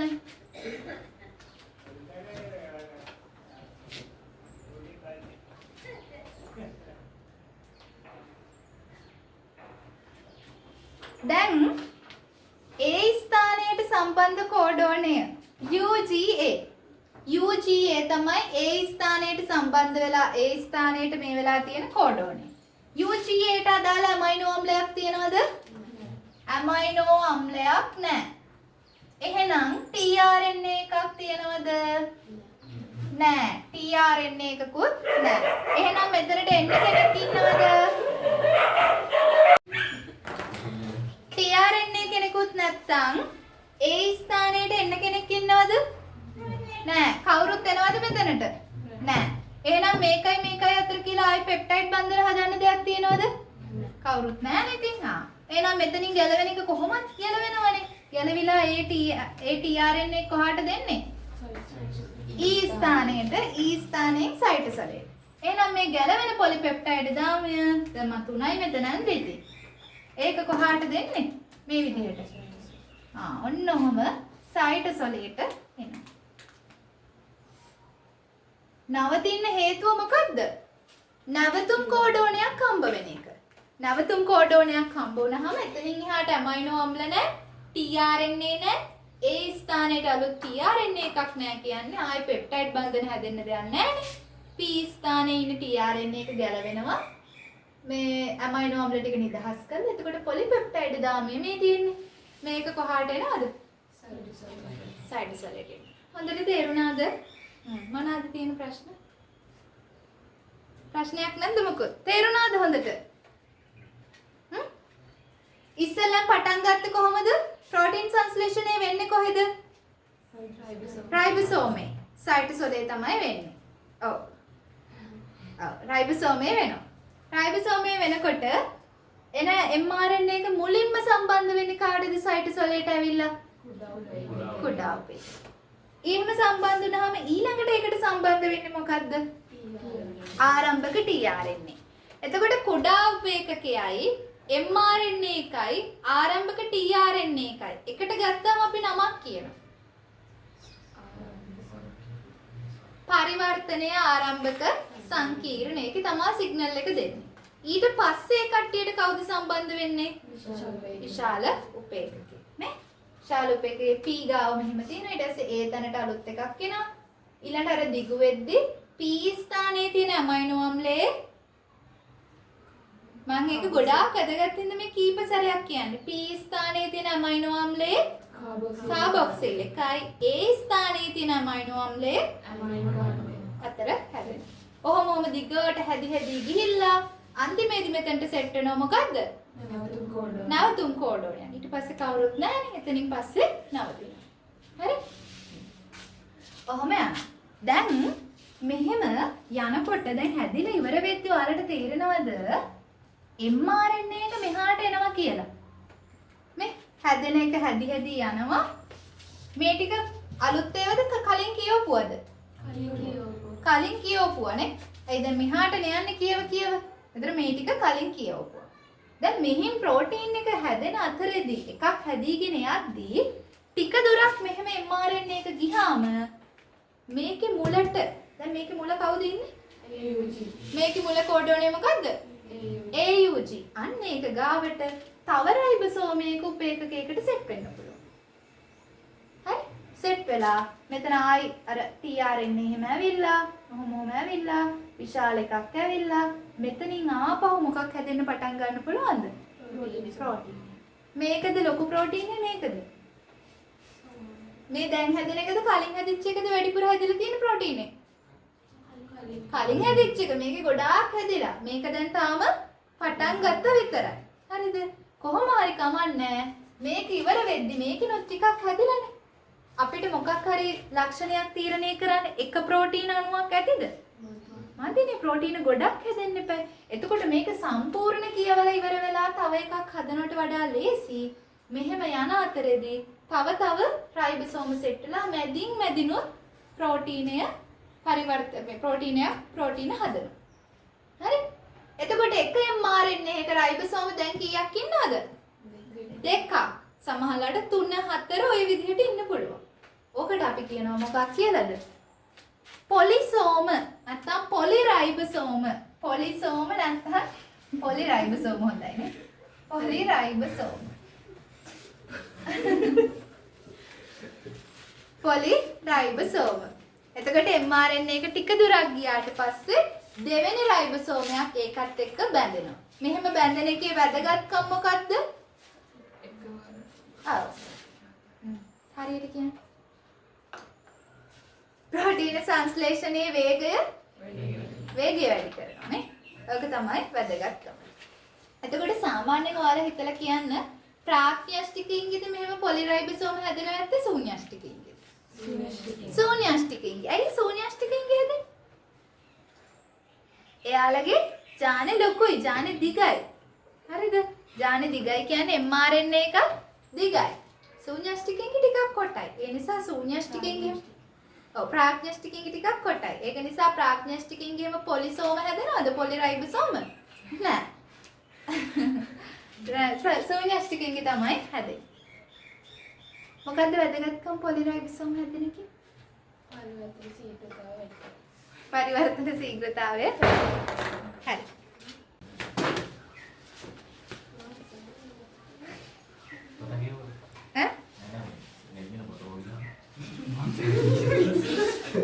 මොකද්ද? පොත තියෙනවා.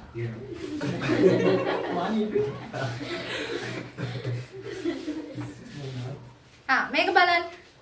ප්‍රෝටීන් සංශ්ලේෂණය ගැන වැරදි ප්‍රකාශය වන්නේ. ප්‍රෝටීන් සංශ්ලේෂණය පිළිබඳ වැරදි ප්‍රකාශය වන්නේ. පළවෙනි එක ජීවීන්ගේ ප්‍රවේණිකේතය කෝඩෝන 64කින් සමන්විතයි. හරිද වැරදිද? ප්‍රවේණිකේතයේ කෝඩෝන කීයද? කීයද? 60 64යි. හරි ඒක හොඳට මතක තියාගන්න 64යි. හරි. මේක අහනවද ඇමයිනෝ ආම්ල මේ අඳුන ගන්න දායක වෙන කෝඩෝන ගානක් ගැන? නෑ. එහෙම වුණා නම් තමයි ඒක කීයක් වෙන්නේද? ඊළඟ එක ප්‍රෝටීන් සංශ්ලේෂණයේ ආරම්භක සංඥාව ලබා දෙන්නේ AUG කෝඩෝනේනි. පටන් ගන්න AUG නේ. AUG ගෙන් පටන් අරගෙන එන ඇමයිනෝ ආම්ලේ මොකක්ද එතනට? හැම වෙලේම මැතියුනේ. ඊළඟ එක ප්‍රතිලේඛනයේදී DNA හෙලිකේස් සහභාගී නොවේ. හරිද වැරදිද? හරි.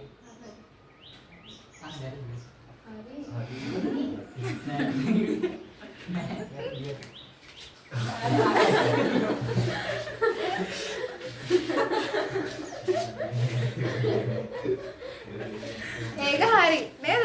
සහභාගී වෙන්නේ නැහැ. කවුද ඒ කෘත්‍ය කරන්නේ? ඊළඟට ප්‍රතිලේඛනයේදී DNA ද්විත්ව දාමයේ එක් දාමයක් පමණක් අච්චුව ලෙස ක්‍රියා කරයි. ප්‍රතිවලිතයේදී නම් දෙකමනේ. මේක එකක් අච්චු දාමය අනිත් දාමය හැදෙන mRNA-ට සමානයි නේ. අපි ඒකට කියනවා මොන දාමයේද? කේත සපයන දාමය. ඊළඟට පරිවර්තනයේදී අලුතින් නිර්මාණය වන පොලිපෙප්ටයිඩ් දාමයට කෘත්‍රිම ප්‍රෝටීනයක් ලෙස ක්‍රියා කළ හැක. ඒක නම් මම වැඩි තාම කියලා දුන්නේ නැහැ.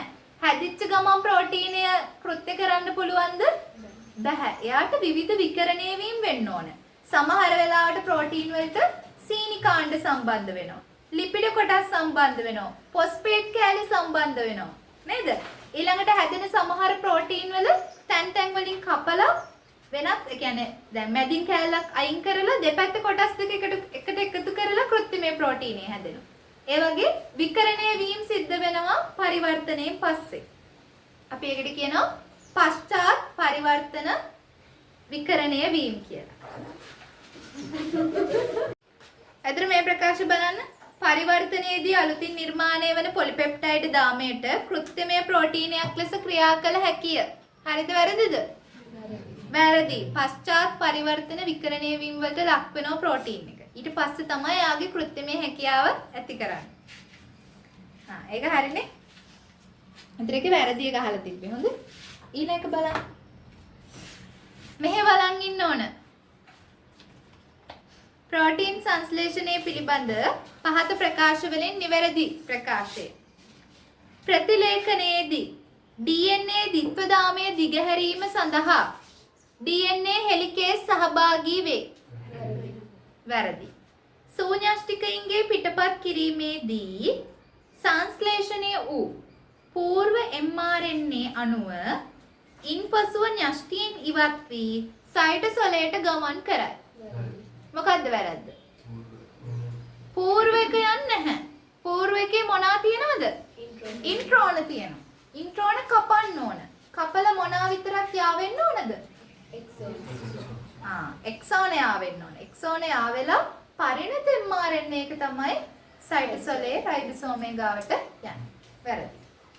ඊළඟ එක පරිවර්තනයේදී රයිබෝසෝමය ඒක දිශානාත්මකව mRNA වල කෝඩෝනයෙන් කෝඩෝනයට ගමන් කරයි.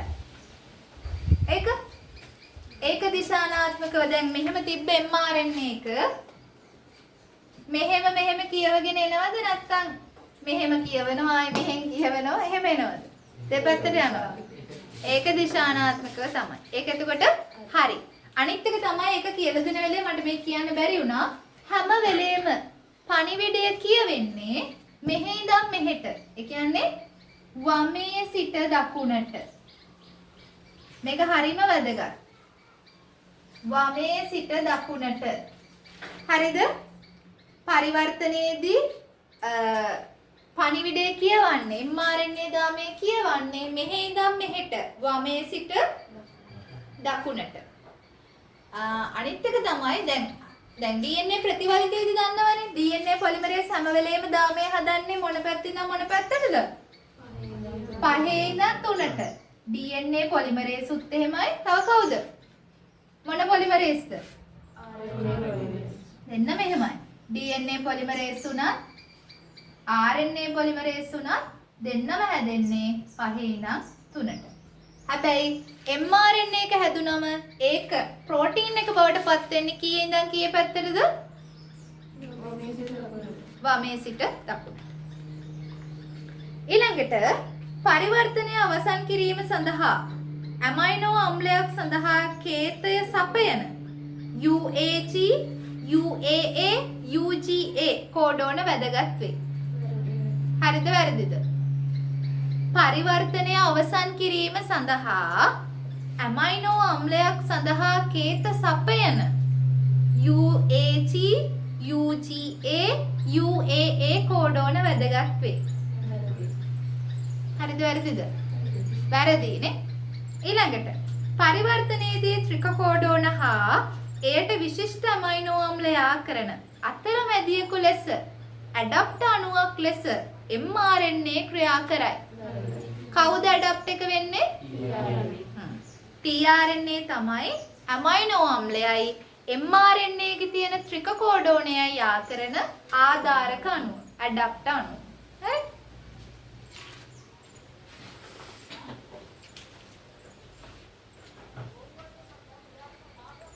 ඊළඟට මේක බලන්න. ප්‍රෝටීන් සංශ්ලේෂණය පිළිබඳ වැරදි එක. පළවෙනි එක.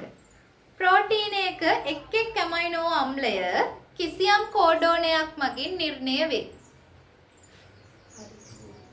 එක් ඇමයිනෝ අම්ලයට එක කෝඩෝනයක් තියෙනවලු. හරිද? එක ඇමයිනෝ අම්ලයකට කෝඩෝන එකක් තියෙනවද කීපයක් තියෙන්න පුළුවන්ද?